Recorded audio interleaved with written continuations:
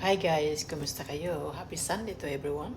So guys, I'm still in my work. I still have 30 minutes before the breakfast is finished. So I'm still waiting. Ang ganda ng panahon guys, tingnan niyo sa labas.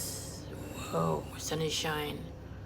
But, na-mention ko kahapon, manonood ako ng football ngayon. Sad to say guys, akala ko alas 3 kaya gusto ko magmadali pa uwi ngayon tapos trabaho para makapanood ako.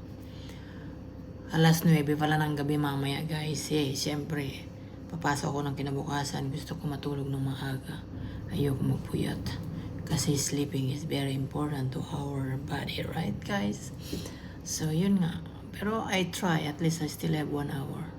Maybe I'm waiting. Because usually 9 o'clock pag Monday to Friday ang work ko.